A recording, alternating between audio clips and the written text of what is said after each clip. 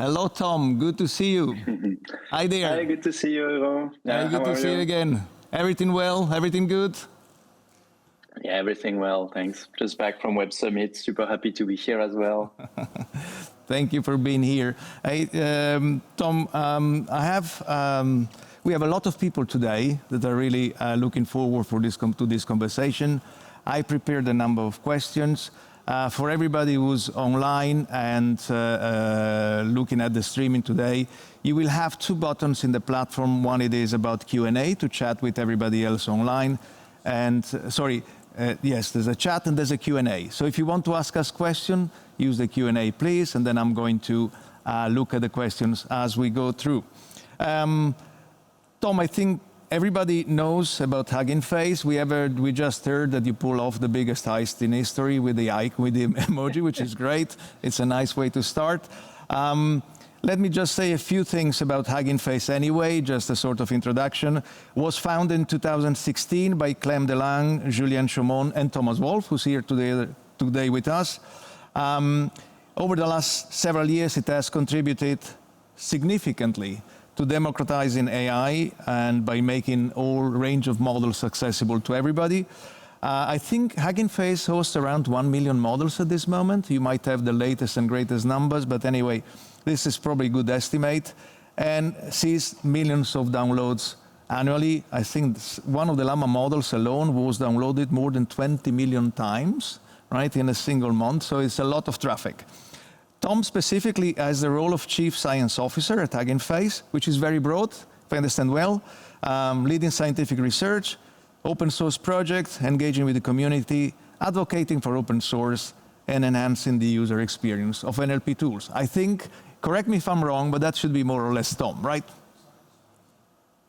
Yeah, that's right. I mean, it's a specificity of Hugging Face, I would say also that a lot of people here cover very wide domain, from open source to science to community. You even see them, talking about what they do openly. So it's one of the nice perks of being a Hugging Face team members. Great. Hey, Tom, so I'm going to fire off a number of questions and then we go to the audience. But let me start first with something which is about Hugging Face, let's say the evolution of Hugging Face. So at some point, you have become the hub for open source globally, right? That happened at some point. What is the single event that made you believe that was what Hugging Face was becoming? Yeah, it's very hard to pinpoint, I would say. Like every community-based company, it grows really over time. So definitely, I think very early on, my co-founder, Julien, had really this feeling that there would be many models in the future. And at the same time, I had this idea that transfer learning, which was the kind of pre-generative AI idea that one model could do many things. But at that time, we were always fine-tuning. We didn't yet have this foundation model. But transfer learning sounded very early on like a good idea, basically mutualizing, this kind of training compute, which is huge. And I think, we saw the community growing progressively over the year. First in NLP, then with maybe stable diffusion was also a breakthrough in image in terms of visibility. More recently, we see speech interface catching up, right? We've started at OpenAI and then a couple of open source projects as well. And in the future, we are moving to robotics. I'm very big on robotics. I think next year is going to be maybe the ChatGPT year of robotics. So I think, it's quite progressive. I was definitely not expecting in the first year, where I had in like the first 4-8 models, that we would reach one day several million models. Like you said, we passed 1 million public models, but it's also true we have a lot of private models. So it's actually several times this number in total, which is crazy. Well, it is impressive. It is crazy and impressive, of course. And by the way, I'm coming back later on with this robotics thread, right? Because there is something that is super interesting that might shape the way that we look at AI in open source AI in the next, years for sure, but also shorter perhaps. But since we are here, we're talking about models and so on, can you say at this moment which are the models libraries on tools that trend most in Hugging Face? And what do people do with them? Where do you see the uses?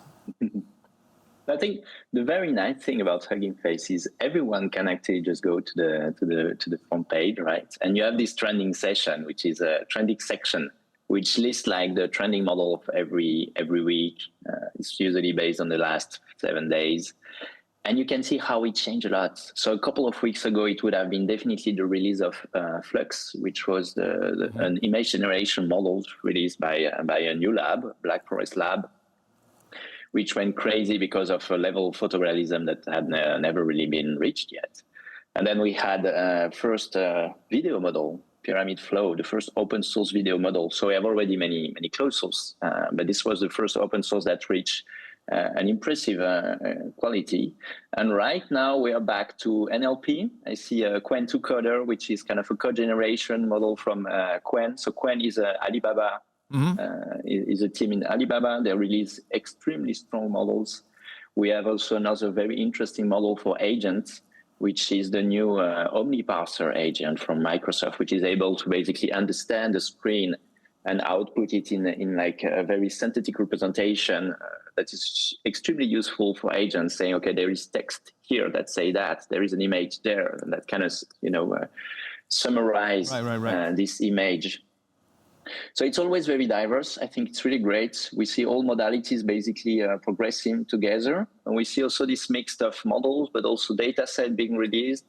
And recently, I think it really started with ChatGPT. So about 2 years ago, this idea that you should also release a demo where people can try the models, then models should be very accessible. I think it's something that really OpenAI pioneered, and that we expect now also from open source models. So there's a lot of spaces, which is the demo that you can realize Hugging Face, that are regularly trading.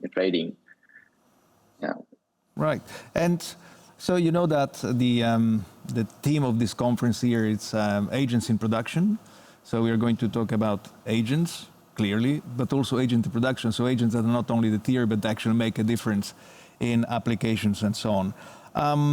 So when it comes to agents, what's your view about how they're going to develop? So how much role will there be for agentic type of AI in Hugging Face? Are you planning to create, beyond what you have done now, frameworks for this, open source frameworks? Or so how do you see this evolving in terms of Hugging Face?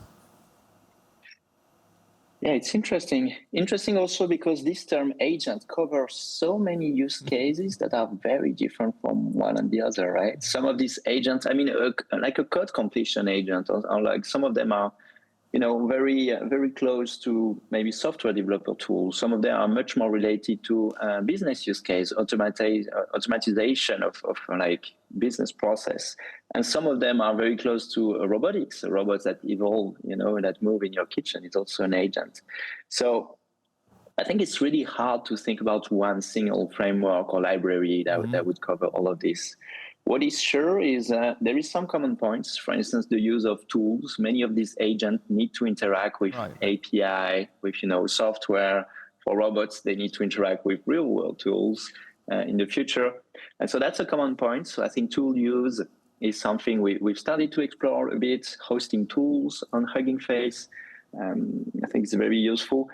But in the end, what I believe also is to build application today, it's very interesting to focus on your verticals, maybe focus on the set of tools that you need for your agents. So I think very general agent might come at some point. And we see, the leading companies like Anthropic, OpenAI playing with this idea of a very general agent. But we also see that it's not yet fully functional, or one does not always sometimes think for a very long time, but the answer are not fully there yet. So I think today the good way to tackle an agent project, I think, is really to understand, okay, which tool do I need, in which framework should I be, and be kind of a specific, more than generic, until this day come of generic agent model. Do you see a marketplace for tools in particular? Because that requires some form of standardization. There are some commonality across these tools. Everybody's sort of developing tools that feed agents and so on, but everybody does it in its own way. So do you see some sort of either standardization or marketplace for all this? Yeah, that could come. I definitely know several startups trying to tackle this project, trying to understand, okay, what are the necessary things. It's also a project that OpenAI themselves, right, try to do with their generic function calling. Sure. I don't think they really have decided to double down on this from what I've heard and what I see. So it might be a bit more complex than we thought. It might not be just it's not just, but just the Amazon and just a very simple marketplace. There might be some things that you actually need to get right. At Hugging Face, I think we really see ourselves mostly as a very basic platform, like a very low-level platform. So we would be very happy we try to encourage basically people to build ecosystem on top of this.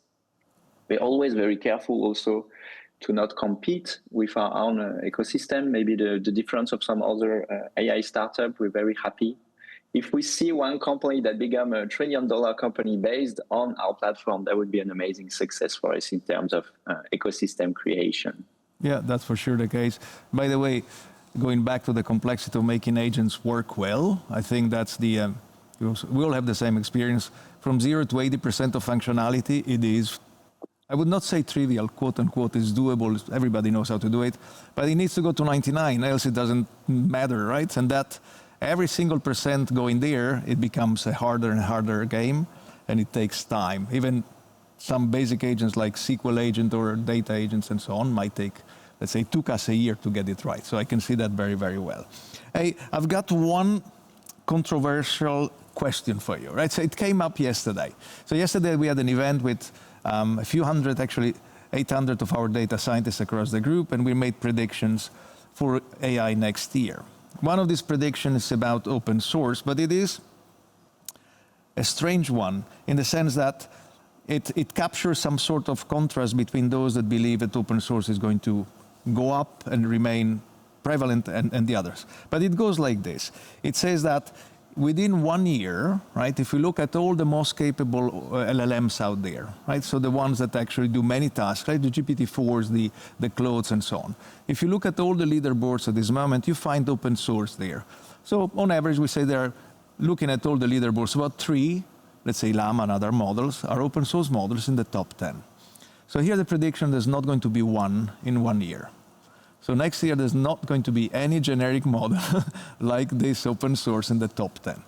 And then the reason why people say that is that the next runs of these models are so expensive, then it will become difficult to justify against an open source model, or at least it's a sort of, it's so harder to justify commercially. Others, on the other hand, say, but it doesn't really matter. Who cares if you're not in the top 10, if it's really good at coding, if it's really good at some other task, and it's open source, right? So first of all, if you look at this prediction, what do you say? Is it nonsense or does it make sense?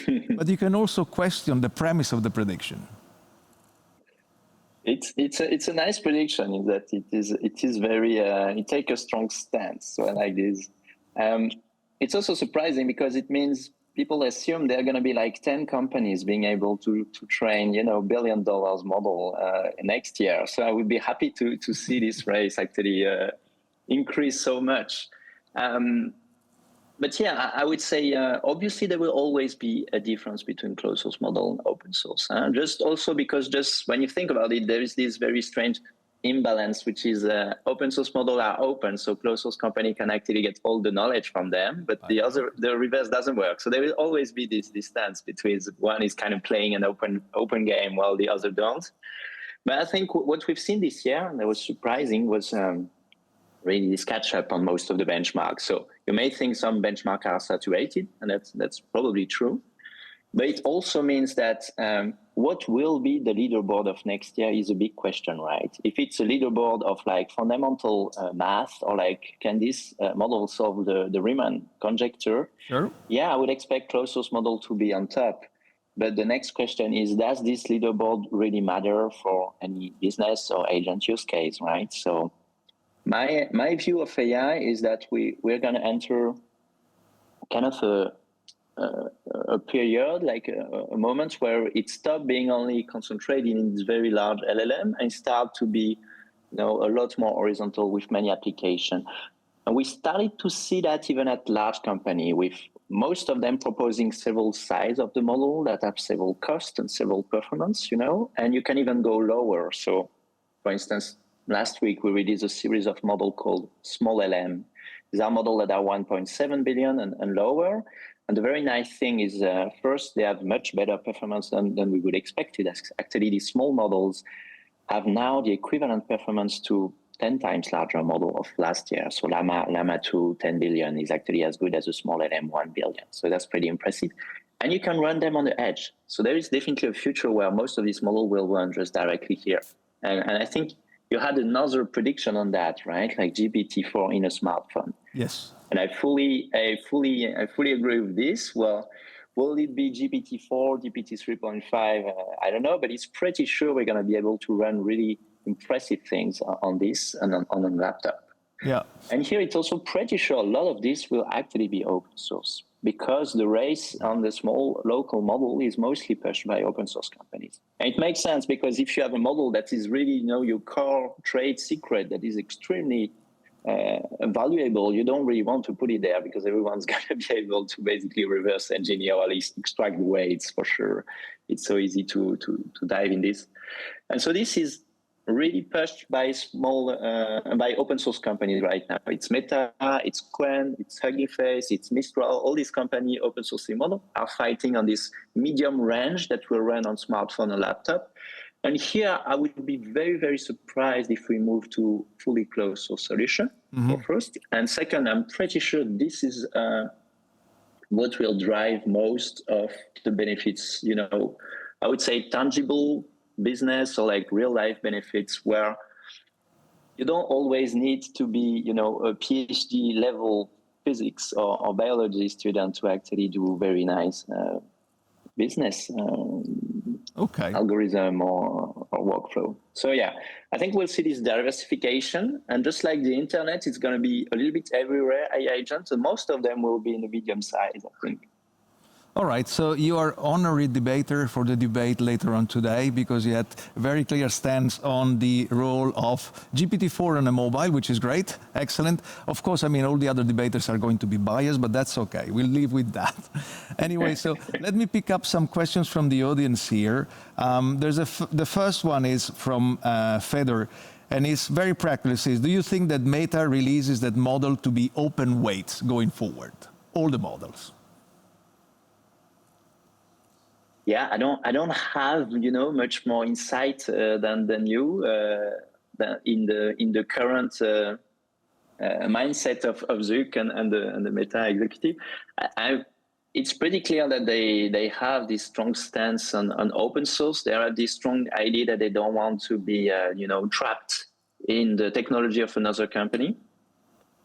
And I also see from my interaction with them that they are very excited and happy about this kind of community ecosystem that's building around it. And that's something they did in many other fields, right? React, they have a history of creating very large ecosystem.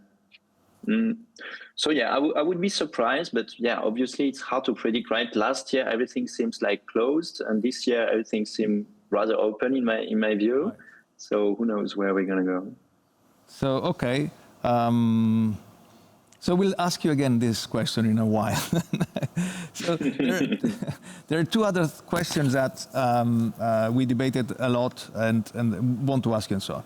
So the first one, there is a hotly contested question of whether, let's say, the scaling laws are still valid, right? So some people believe that, we run out of data and the amount of improvement you can get for the same amount of money is sort of decreasing. So there's no way that you're going to have the same jump between GPT-3, GPT-4, or Claude 2 and Claude 1, and so on. So there is some form of, it seems some people claim we are at the point in which is getting close to plateau. Others believe this makes no sense, right? There's plenty of runway in any way going forward.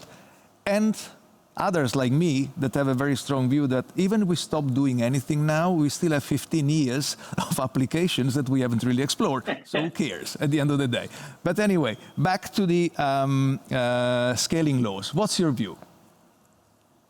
Yeah, just to say, I think I'm very aligned with you. I think it's really time to build. There's a lot of really cool stuff that can already be built with a GPT-4, Llama 3.2 level. And it's, it's mostly a matter of integrating that, just now in a nice interface. Basically, the revolution of ChatGPT was not so much around the model, but just how accessible and easy it was to use. And today what we see as well is that these chat interfaces are starting to be a little bit frustrating. We're like, we don't want to chat all the time. We just want to have this much more integrated in our daily life easier. So there is definitely like, maybe, I don't know if we have 15 years, but we have definitely like, $15 trillion of startup, a new project to create around that, around what we have today. But then the question is, do we run out of scaling low? And there are some notes that, maybe GPT-5 or like was not the level that they wanted, some ideas. I think there is two answers to that. I would say one is that we now use data much more efficiently than we used to. And that's also one reason actually it's surprising, because we could have thought that, only very large company could train because of the data size, the compute size. But what we see is that first, there's a lot of startups that catch up with just a Series A raise, and they already train very good model. We also see that people in this very well-founded lab are not scared to leave and to create their own startup. So this makes me think, maybe it's actually, I think being the leader, being the pioneer also force you to explore all these dead ends. And then the people who just follow with open source model can actually go directly in the right direction, which help a little bit. I would say right now there is two interesting directions for this from a science point of view. One is using synthetic data. And I think there was up and down. We had a lot of project on this at the beginning of the year at Hugging Face, a nice project called Cosmopedia. I think what we discovered is twofold. One is that it's not fully the silver bullet that you would like to have. It's not yet that we are at this stage where you can just generate a lot with your GPT-4 and training on this GPT-5 is enough to keep climbing these stairs in terms of, in particular, general coverage. But what we discovered as well is that in specific fields, if you want to work on math and code, generating synthetic data is really useful. And for business application in particular, if you are a field with kind of a low data, low resource data, which is quite often the case, using some smart synthetic data approach is very interesting to make it like a much larger data set. So I think it's a field that's really worth exploring for fine-tuning, for like adapting model, even if it's not the solution for LLM. And the second interesting thing is this trend for like test time compute, which is, instead of trying your model to get always the right answer, finding the way to give in time to think.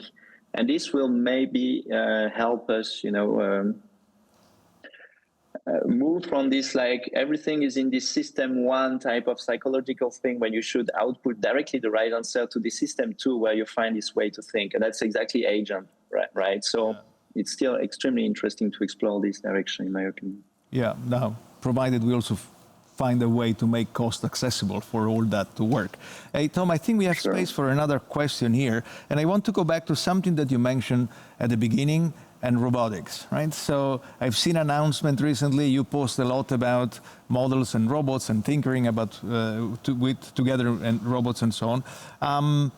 What is it that makes you particularly excited about this? And what do you think is going to be the next year when it comes to open source and robotics? Oh, it's already happening. But what is very exciting, I think, is a string of breakthrough. So really research breakthrough that happened. I would say started around 1 year ago, roughly 12 months ago, let's say the end of November 2023, with some, first indication that robots could start to do tasks that we thought were almost impossible, basically with, appliance starting to cook things or starting to be able to, fold clothes, or like these very complex things where shapes are moving, are like different, are unpredictable.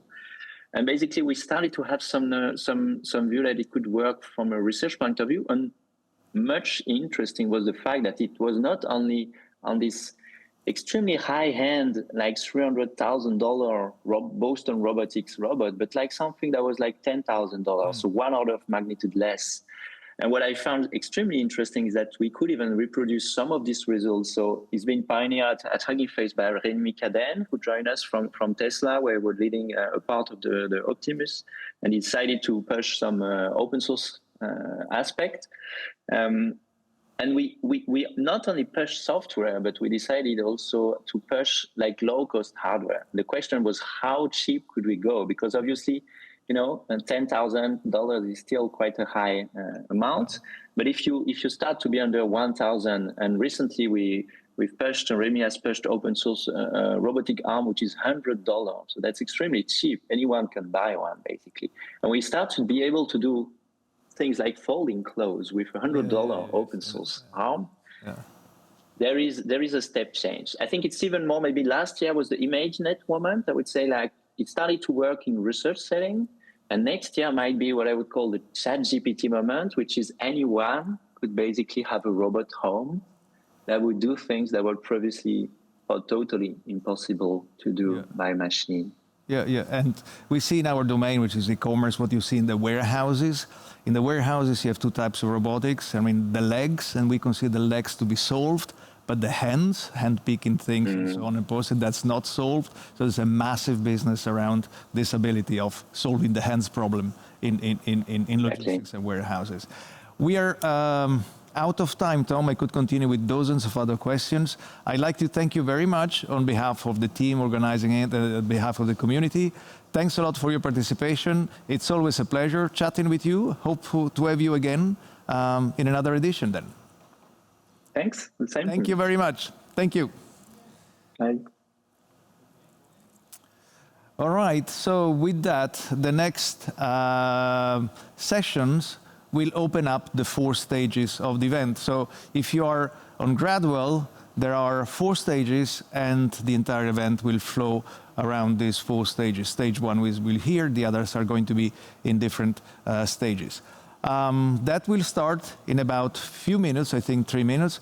But before, we have to solve a plumbing problem, and we have the chief plumber that is going to work together with us. So I let you assist to that, and I'll see you later. Thank you very much.